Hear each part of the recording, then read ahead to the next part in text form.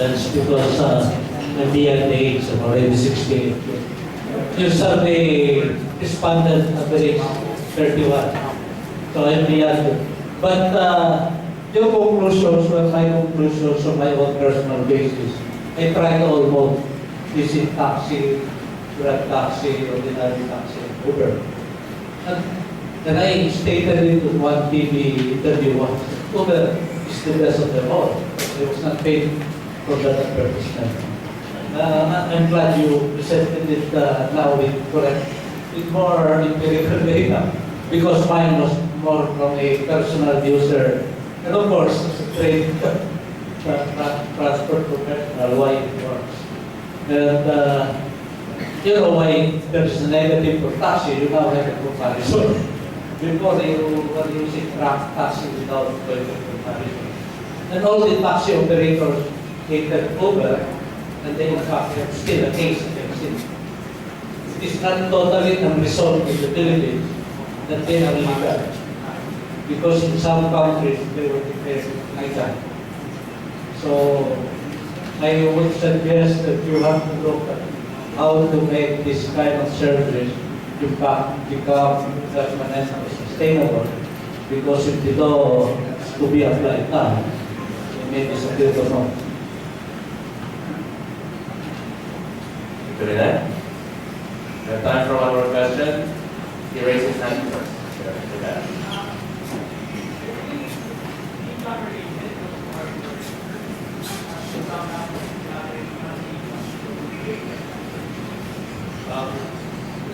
It's not in terms of any monetary value, because there are some issues with that.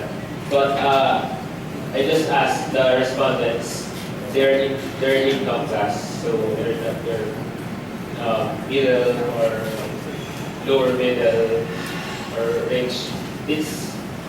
The question is mostly dependent on their perception, because I did not state any monetary value for each income class. So the respondents stated they feel that they are Uber respondents felt that they are relatively more rich. That's the respondent.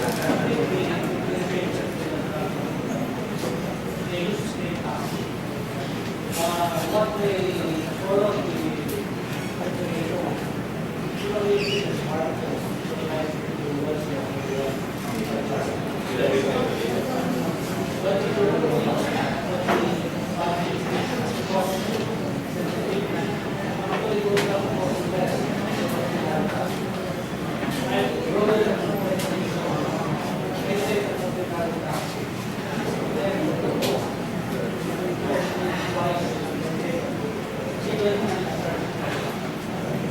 That's right. In addition, your friends think that you have many cars.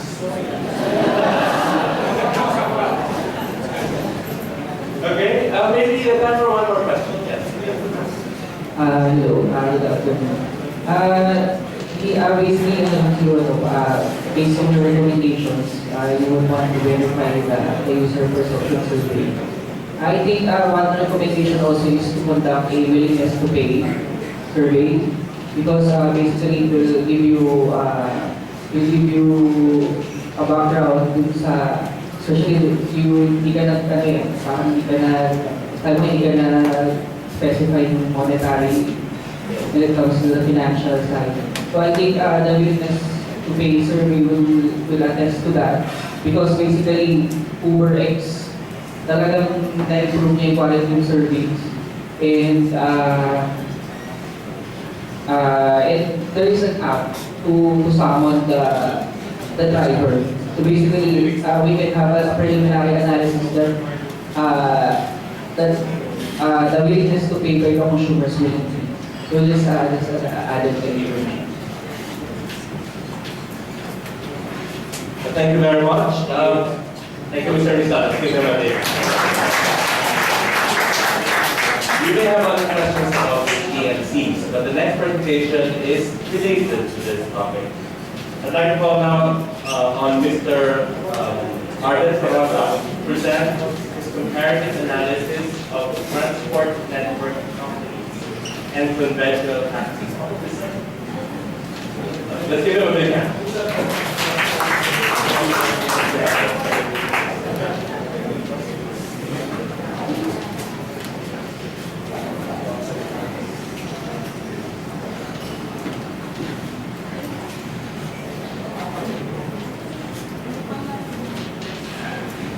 So, good afternoon everyone. I'm Parinda Paronda. I'm also discussing about TNCs. And my research is about comparative analysis of transportation network companies and conventional taxis. My co-authors in this study is Dr. Ido and Dr. Nakala, and this is sponsored by the NCTS.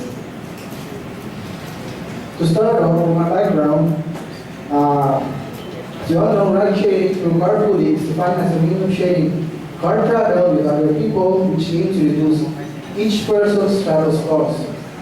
And also, it's to reduce carbon emission, traffic congestion, and the need of parking space, which makes it environmental friendly.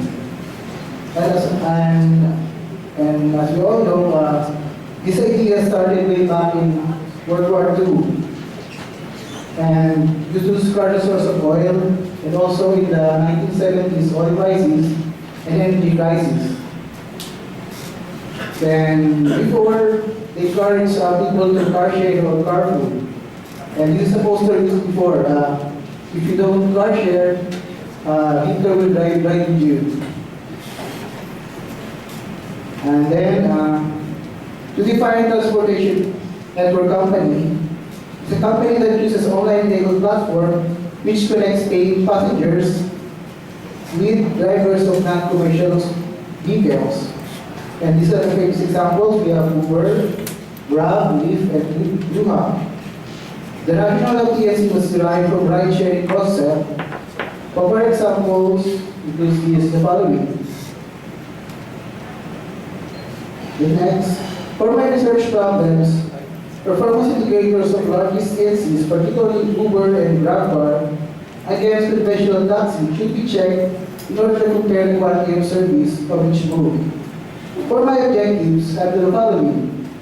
One is to identify the role of Uber and GrabCar in our transportation sector and to sustainable transport. Next is to measure the performance of existing taxi services versus the limited use transportation network vehicle service, which is Uber and GrabCar. And lastly is to formulate the recommendations for TNCs as well as for improving professional taxi services.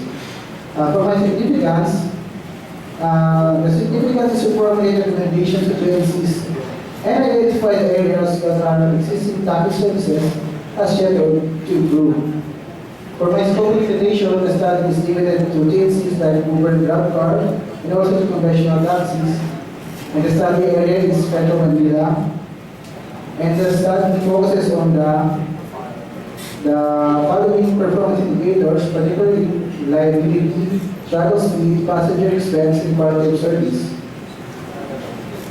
For my study framework, as we all know, conventional taxis and PNCs are both non-commercial vehicles, but they perform both as a taxi service. And professional taxis use an annual meter, which is regulated by the FRB, and through AD, while TNCs uses GPS and network, articulated and uses online booking. I have here the 4 performance indicators that are measured at travel speed, reliability, passenger fare, and quality of service. For my key performance indicators or KPIs, travel speed refers to the average speed of the vehicle from one end to destination. Reliability refers to the number of available vehicles or its average waiting time, while passenger expense refers to the cost of the fare.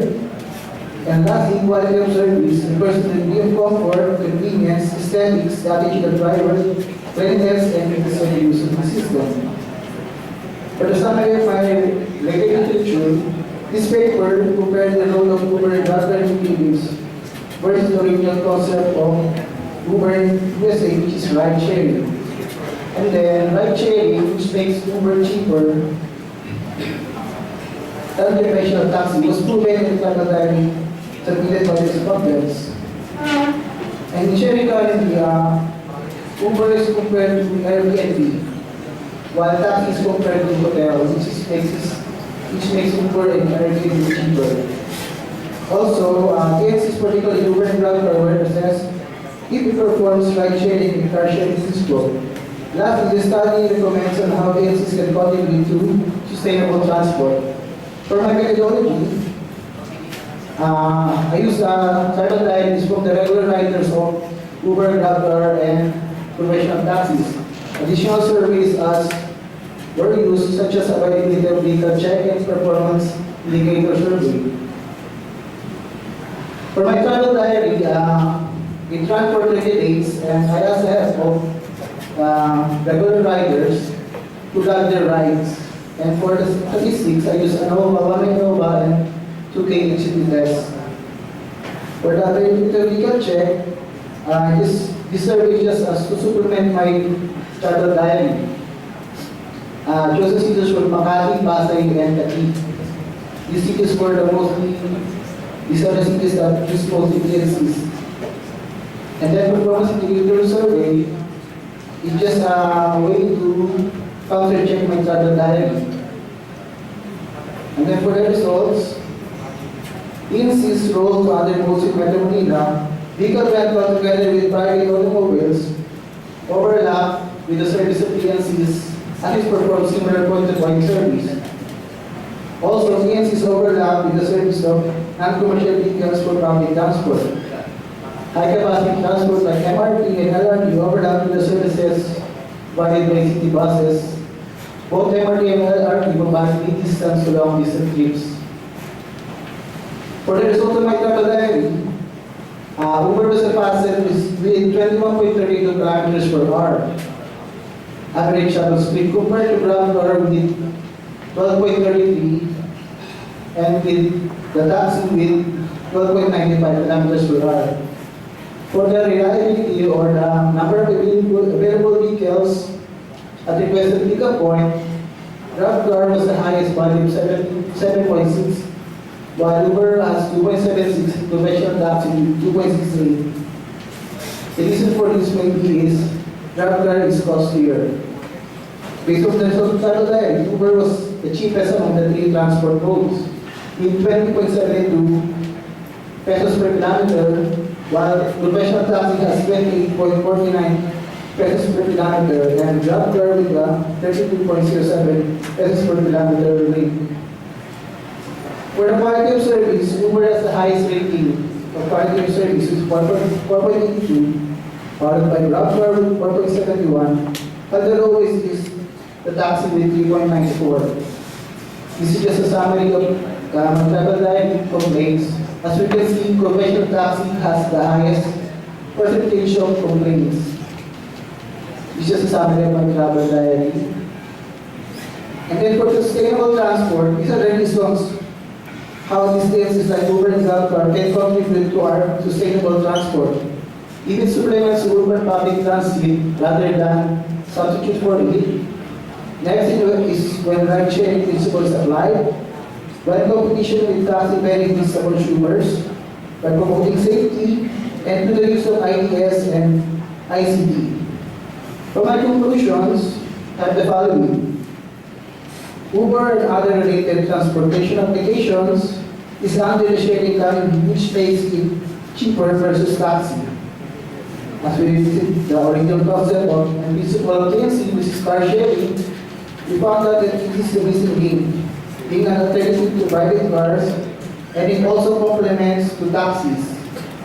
Next is, it does not perform ride-sharing principle, but it is similar to conventional taxi with premium service that has predetermined booking. Next is vehicle rental and private automobiles overlap with the services of TNCs, as it performs similar point-to-point service. And TNCs also overlap with the services as they both use non-commercial vehicles for public transport. However, TNC provides more convenient and flexibility than taxi. And next is, based on the travel diary, Uber is faster than Grab and conventional taxi in terms of reliability or the number of available vehicles as specified in the point, GrabCar dominates Uber and conventional taxi, and Uber is said to be cheaper than conventional taxi. And last is GrabCar is costlier among the three.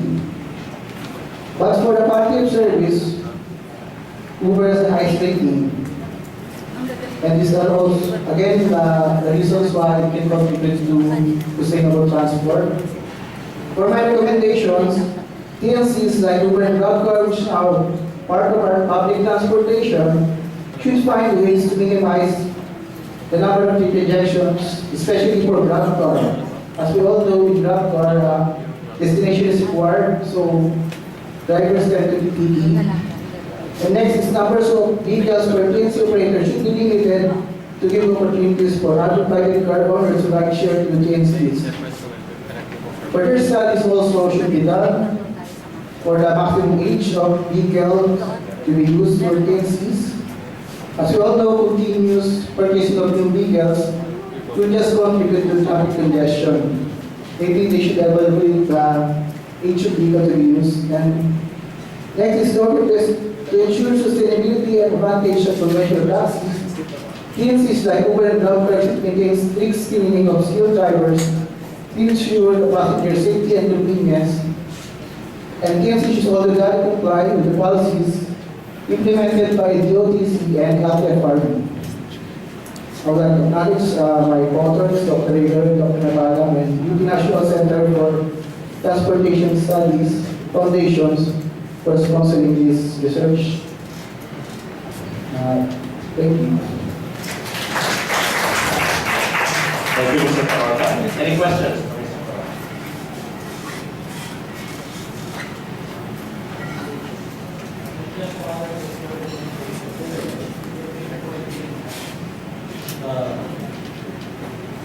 Sustainability, they have to conform with the policies.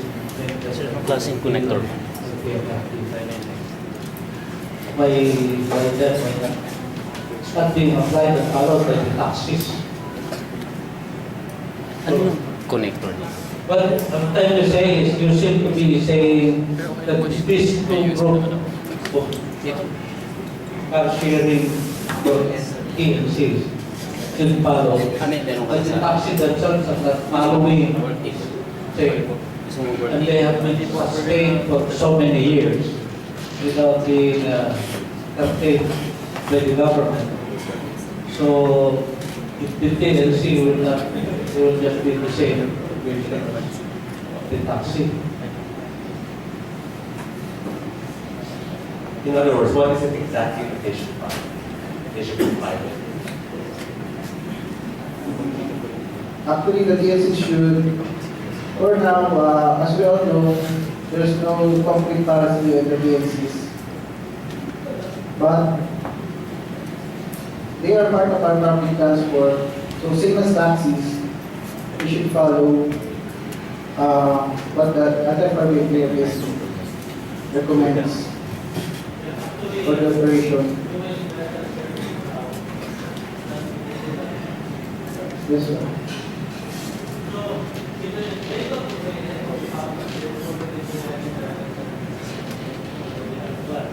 Yes, sir. I guess what you're really pointing out here is maybe the other Ayun yung upo doon. the other Right, sige. services Next time ito. upgrade to the level of service offered by Uber and Grab. And let the DOTC actually do something. Actually, the government cannot do anything. The only reason these two services are better, which you have pointed, they have actually a self-policing method that does not work in the taxi. For example, they screen and trade the driver.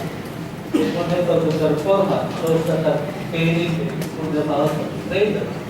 The cars are also regular. Before you can be accepted into Uber, your minimum age of the vehicle must be less than 2 years. Immediately, they are actually doing something that the government should be doing on ordinary public transport. Yes, sir, that's correct. The TLC companies um,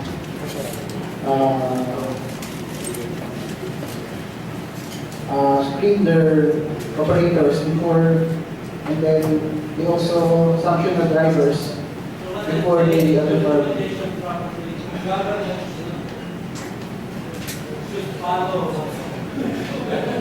Yes, sir. Yes, sir.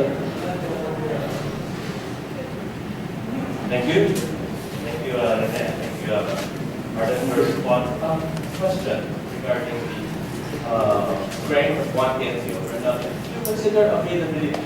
Because every time I have both applications on my phone. Grab is more available than Uber. So that is a basic criteria that a person to be that first. Or coverage of TNC. Yes, sir. I also, in my reliability, I also include availability. But it turns out that Uber is, Grab is more available because of the higher price it has. But in reality, Uber has greater population.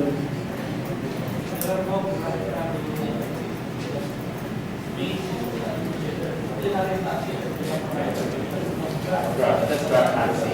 Grab.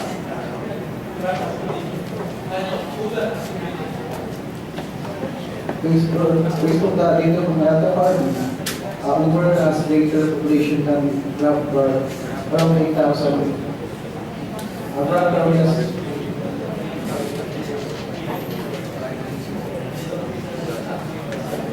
yes. Another potential issue is the advanced knowledge of the fare. With Grab cars, you have a fare that's already determined. But with Uber, you'll be deciding and charge your fare. Is that an issue? Yes, sir. Because of Grab car being a fixed fare, most of the passenger thinks that Grab car will be cheaper because it does not charge per minute, just per kilometer, which is low. But in Uber, it charges per minute and per kilometer. But it turns out to be cheaper, still cheaper than Grab car. But the issue here is risk. With Grab car, the risk of a higher fare is not absorbed by the passenger. But with Uber, it is absorbed by the passenger. But in your study, the advanced knowledge of the fare. Yes, research, the passengers are aware that the passenger fare will be costlier during search time, so they have the option to wait for a little while. But in Grab car, the search rate can be seen in the app. Yes. Hard.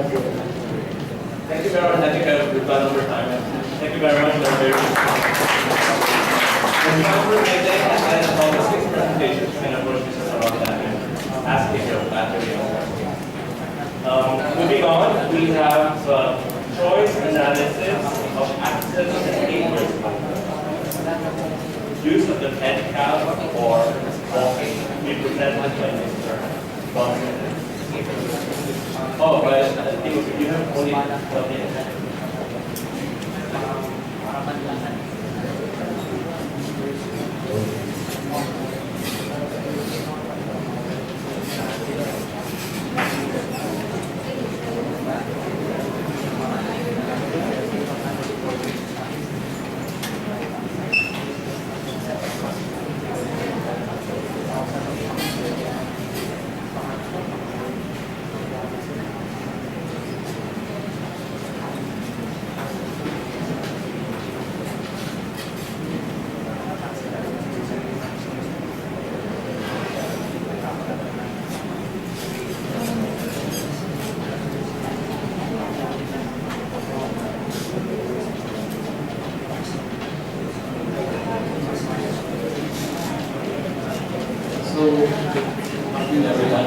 So our topic is the first analysis of access to network code using the dedicated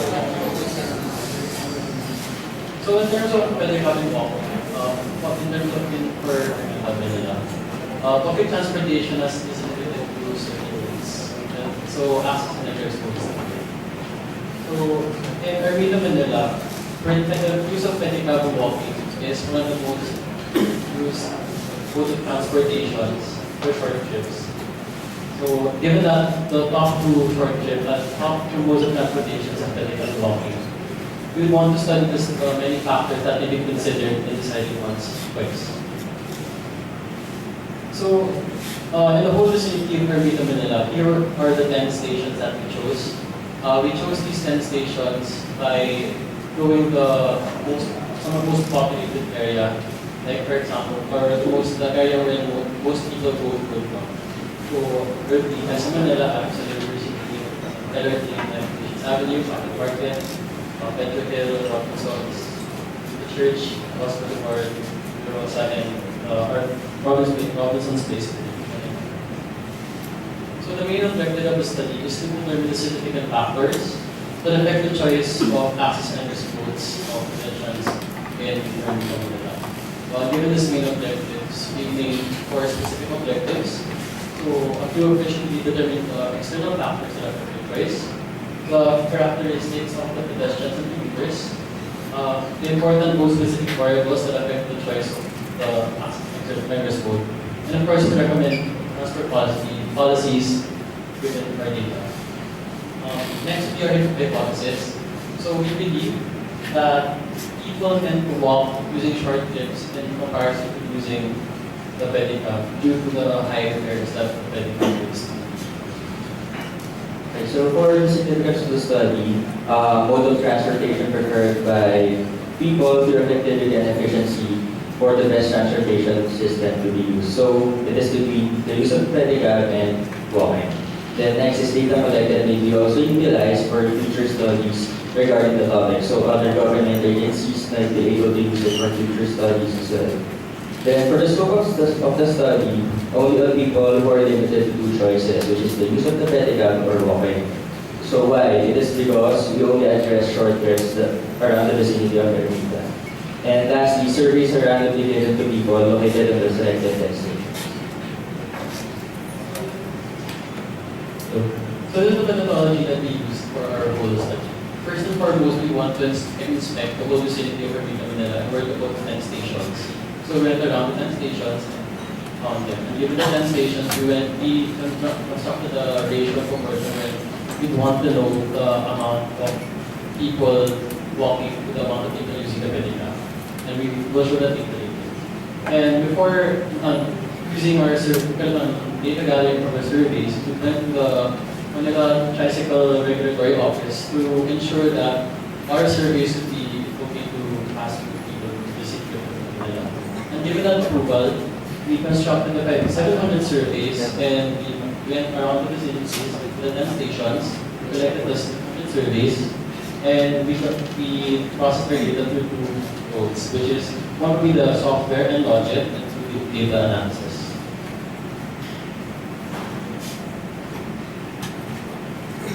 Out of the 10 stations, we check the medical ratio for the medical walking ratio for each stations, and as from this table you can see which stations are more walking dependent. Like for example, Bedford is more walking dependent with every one pedicab user is 75 walkers, and which is more pedicab dependent. Like for example, the Paco Market, every one pedicab user is 9 walking people. So for the survey, we conducted 700 surveys, so 208 of which are for the pedicab users and 492 are for those who walk. So as you can see, there are more female respondents for the pedicab users and there are more male respondents for those who walk. So, and we also showed the civil status, those who are single and married, and for occupation, students, employed, and those who don't have a job or look for a job. And the average years, which is 22 for the pedicab and 30 for those who walk, and the average income as well.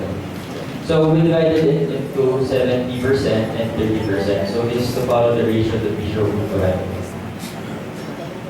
So for the socio-economic variable, what is their purpose? So we asked them what are their purpose and around their media. So majority answered personal and followed by work. Then for the distance travel, we gathered the 700 surveys and we saw that there's a trend. So for those who took the pedicab, as distance increases, there are more pedicab users and while the distance are from 0 to 800 meters only, majority of our walking respondents came from that range.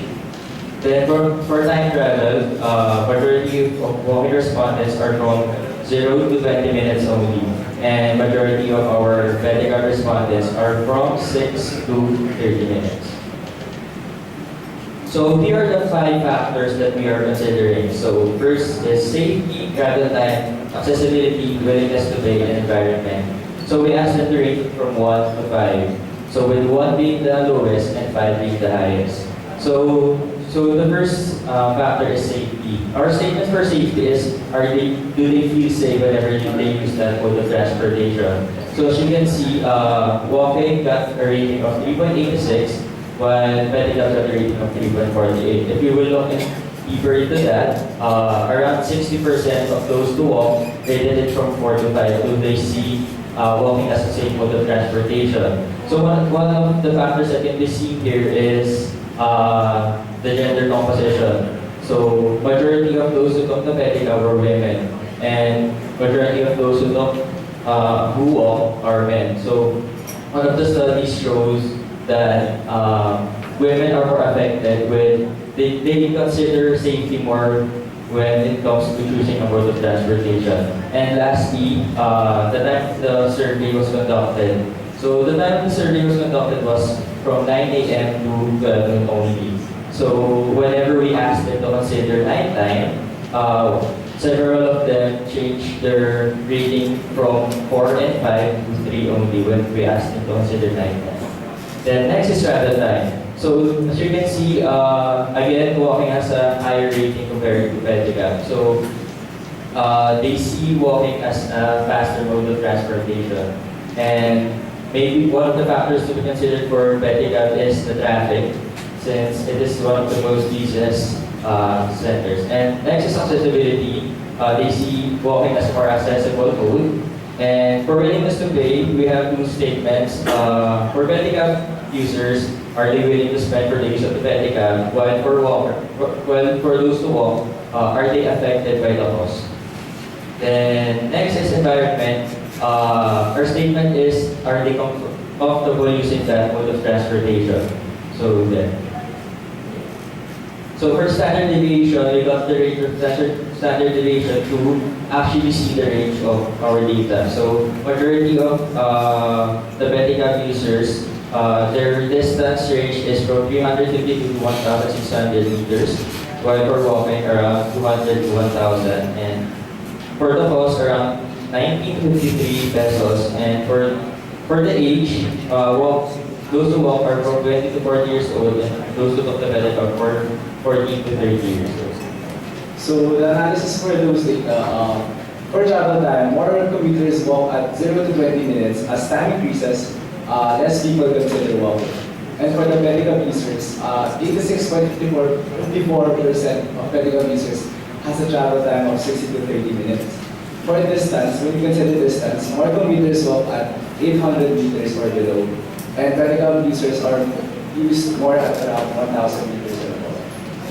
So here are the variables. So we divided into mode specific and social economic. Mode specific variables are variables that are factors that are directly related to the mode. Like for example, choice, distance, travel time, cost, waiting time, safety, accessibility, willingness to pay, and environment. And for social economic, these are more personal questions to the respondent, like for example, trip purpose, gender, age, civil status, income, and we also considered if they're carrying, if they have a child with them, and with a baggage with them. So we can see if it really affects the mode, the choice of the mode. So here, out of the variables that we considered, these variables are the most significant out of all. First is distance over safety. And next is time and cost. So here are the coefficients. So here you can see that NLogic produced an equation of utility value. And as you can see, the utility value for Pedicab has a negative coefficient of negative 2.0421, which actually which we could conclude that Pedicab is less likely to be chosen. So this gives us statistics. Okay. So next is matrix cost tab. So NLogic produces another matrix cost tab that you can see that whether the predicted value out of the predicted value is correlated with the actual or the same with the actual. So NLogic predicted that 121 Pedicab users, yung Pedicab and actual nila is the same. And 398 out of the 488, their Pedicab and their predicted and actual is the same. These are the additional questions we had for the Pedicab users. What would be fairly increase, taking longer time, or for a cleaner environment? So in terms of yes and no, majority said for price and for longer time, they said I'd rather choose the Pedicab. And for the cleaner environment, I'd rather choose the environment. So if you added cost, and time, the more they would choose the walk, choosing the whole country as a walk. So for conclusion, Pedicab users do not consider cost as a utility, and the most specific and external factors are distance, cost, time, and safety. And there is a high probability that people will choose walk. So these are recommendations for our work, is to provide an empirical data at a standard price for the pedicabs, conduct more surveys for the time lifetime, and adding more additional respondents for the ratio and proportion. And lastly, to include situational-based questions for walking, and furthermore questions for why not choose the pedicab for walking or both transportation. Thank you.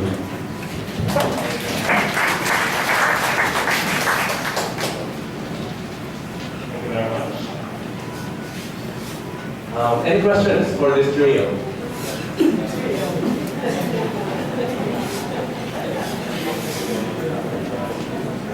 Thank you for this study. I happen to live in that area.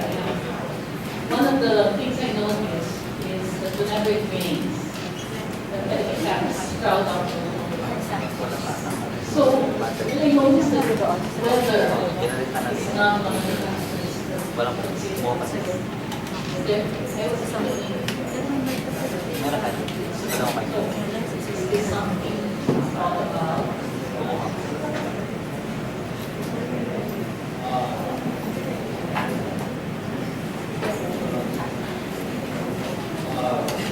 Hello, good afternoon, miss. To be honest, we didn't really consider the weather conditions. And for future studies, I really recommend to consider it because when we were surveying and when we were processing our data, and we were interviewing people, and for many reasons, they were really affected by weather conditions when they were choosing their mode of transportation. So we didn't consider it, but I hope for other studies or recommendations for other studies that they consider it. Thank you.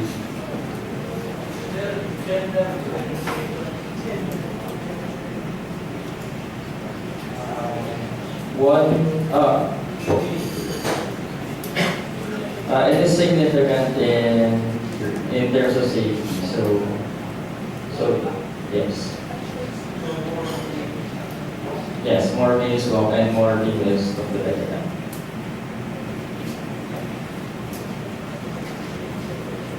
Other questions?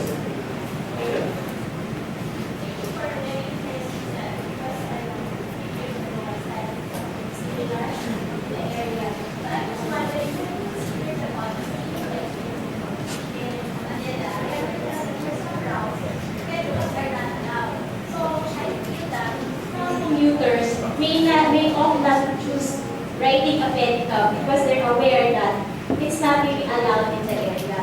So I'm just wondering, because I think it's a very good recommendation that people, will really walk rather than take a pedicab. But have you really considered the awareness in the area if pedicabs are not allowed? For instance, we are aware that pedicabs should not run on national roads, right? So, but if they still exist there, I think that's really, yeah.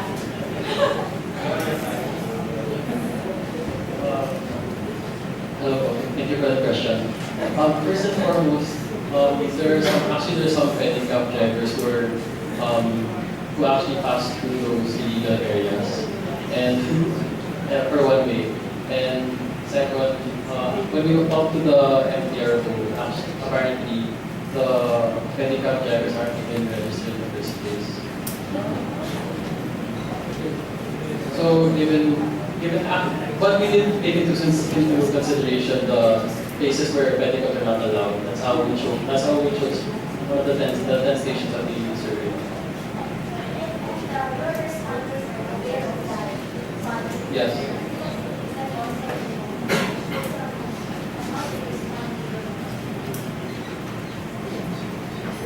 Thank you very much. That makes us support that.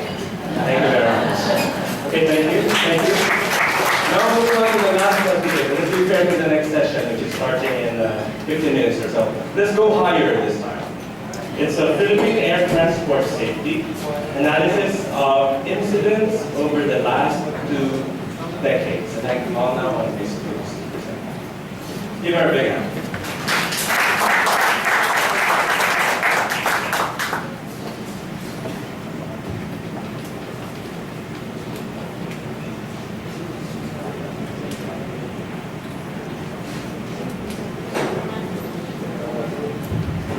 So good afternoon. My topic is Philippine Air Transport Safety, Analysis of Incidents over the last 2 decades. I'm Jensen Cruz and my advisor is Dr. Ricardo Sichos.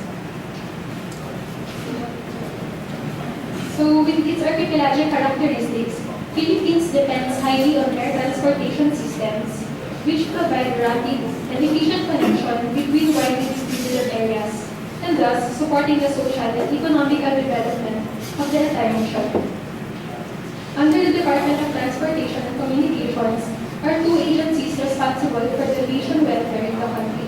They are Civil Aviation Authority of the Philippines, or CAAP, and Civil Aeronautics Board, or CAB. The International Civil Aviation Organization, or ICAO, is a specialized agency of the United Nations that codifies the principles and techniques of international air navigation. At present, there are three leading domestic air carriers in the country, namely Philippine Airlines, Cebu Pacific, and AirAsia Philippines. PAL has a subsidiary airline, PAL Express, formerly known as Air Philippines. Operating under Cebu Pacific is Cebu, formerly known as Tiger Air Asia, Tiger Air Philippines, and Sea Air. Under AirAsia is AirAsia Zest, formerly known as Zest Air and Asia Spirit. So the main objective of the study is to raise awareness on the risk susceptibility of the general public on domestic air travel in the Philippines. In doing so, one of the specific objectives of the study is to identify the annual incidence, fatal accident, and fatality rates and compare these with the global average rates. Moreover, the study also aims to establish accident trends with respect to the types of occurrence, phases of operation, using frequency and number of injuries and fatalities.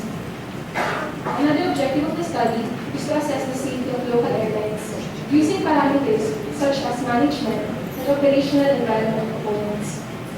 And another objective of the study is to identify the safety cultures in the runway. For the scope and limitations, the study only covered the domestic incidents from 1995 to 2015 concerning scheduled commercial flights. Data are limited to what CAB and CAAP provided and with available ICO reports. For the airline safety score, the subsidiary airlines are included to the parent airlines. So the study only covered from the data obtained from CAB and CAAP. The incidents included in the study were chosen based on this chart. it has to have occurred in the Philippines operating under global-based airlines, and it was scheduled commercial operator. For the airline safety score, the safety, country, and airline factors were considered. The safety factor was computed by taking into consideration the severity of accidents the airline was involved in, as shown in the fourth equation. OF1 corresponds to the number of fatal accidents with more than 20 fatalities multiplied by a factor 3. OF2 with 10 to 20 fatalities multiplied by a factor 2.5 and so on. The formula also took into consideration the number of safe landings the airline has since 1995. So for the country factor, these look-up tables from the International Association of Oil and Gas Producers were used in identifying the corresponding values for each parameter. So for example, for the National Safety Influence scores, according to the table, Philippines scores 0.6 out of 1. The total country factor is the summation of all the parameters. All those parameters. These tables are for the airline factor. These include the fleet age, equipment, conduct of operation, financial standing, and others. So here are the results. This figure pertains to the annual incident rate for 1 million landings. Since 1995, the highest rate occurred in 2008-2009 with more than 40 incidents per 1 million landings. Considering the data from 2000 to 2014, the Philippines has an average incident rate of 13.2, very high compared to the global average rates. Here are the fatal accident and fatality rates. And it can be observed that the Philippines hasn't incurred any fatalities since 2000. Here is the accident chart with respect to the different types of occurrence. The blue corresponds to frequency, red for fatalities, and orange for injuries. The leading accident is runway excursion with 16 times frequency, where the most fatal is controlled flight to the delay. Here is the accident chart with respect to phases of operation. The most frequent is landing, while the most fatal is descent, with more than 250 fatalities. Using the lookup tables, country factor was computed for the airline safety score. Out of 5, Philippines scored 4.05. The values in the parentheses correspond to the maximum score for each parameter. The multiplier accounts the weight of these parameters in the total score. The computed airline factors for the two airlines who agreed to participate in the study were 9.4 and 9.01. Airline A was involved in 11 incidents since 1995, while Airline B has 8 incidents. And these are their corresponding W and A values. So finally, the airline safety scores of the two airlines were computed as 6.8 and 6.9, with Airline B slightly higher than that of Airline A.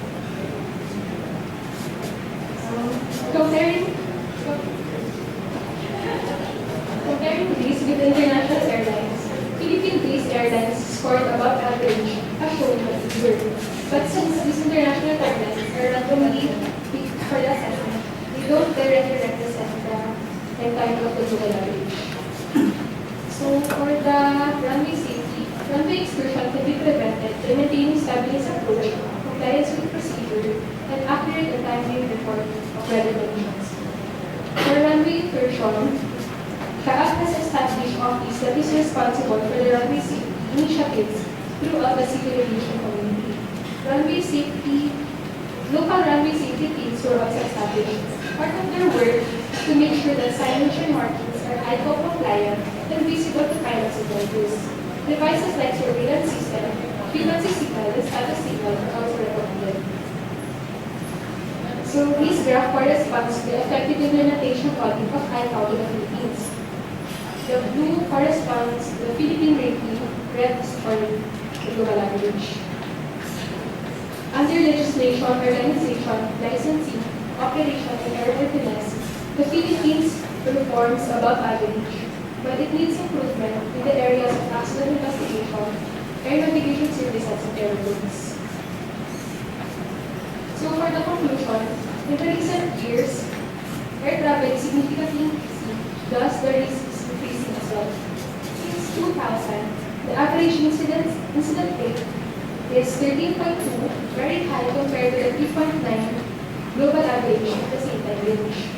But even though Philippines has a high frequency rate, its fatal accident and fatality rates are both zero as they have been since 2003. The most frequent accident is runway excursion during landing, while the most fatal is controlled flight into the range during ascent. Our local airlines have low to moderate risk of being involved in incidents. And comparing these to international airlines, Philippine Airways Airlines are above average in terms of COVID-19. CAAP has established specific facilities geared towards improving runway safety, and technological solutions are being implemented. Here are my reference text. Thank you very much. Good for staying under time. Any questions for Ms. Moon? Are you ready to book your next flight? Any questions for Ms. Moon?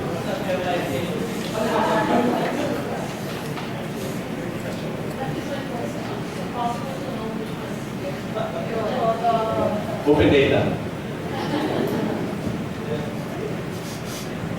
I was told na letters plus. Yeah, sign a non-disclosure agreement. During the coffee break, if you are interested. It was a very close fight anyway. Any questions?